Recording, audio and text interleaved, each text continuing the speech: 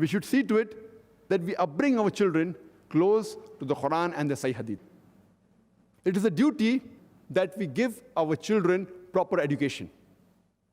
That is the reason I say that your children are your amana.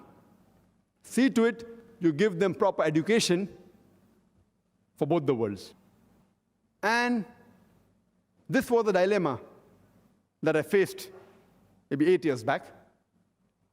And though, alhamdulillah, I used to give talks on education, and I did take time to choose my life partner because I wanted the right life partner.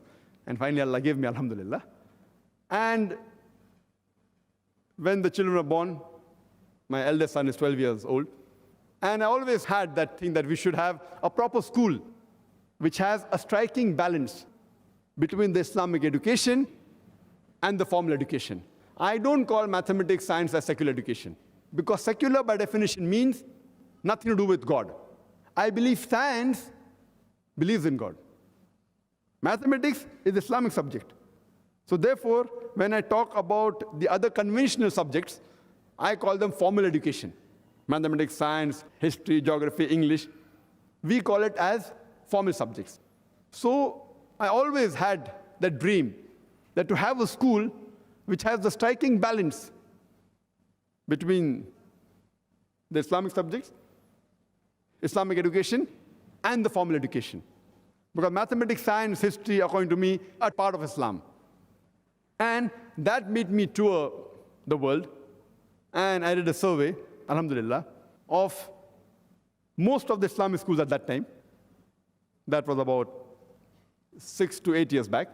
In a span of 2-3 years, mashallah, I went to most of the best schools of the world.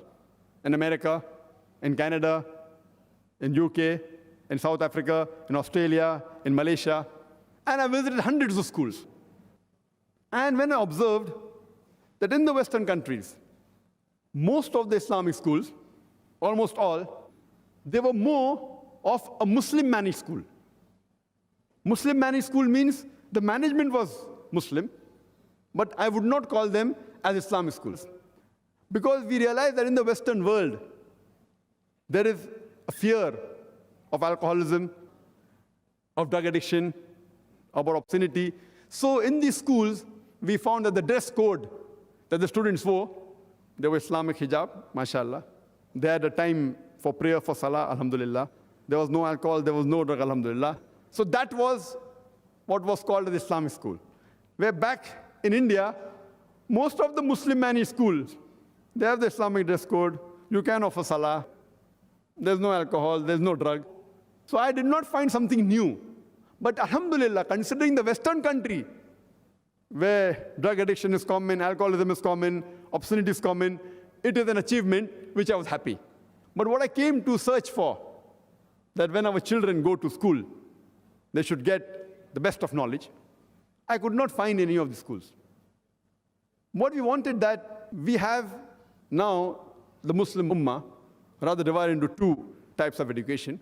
One type of education, when we have secular education, they acquire the so-called secular education, which are called as formal education. They acquire knowledge of mathematics, science, history, geography, but they are far away from the deen. On the other hand, when we go to our madrasas, we teach about Quran, Hadith, Sharia, fiqh. Alhamdulillah, may Allah give them reward. But they are unaware of mathematics, science, history, geography. So we wanted a balance between the two.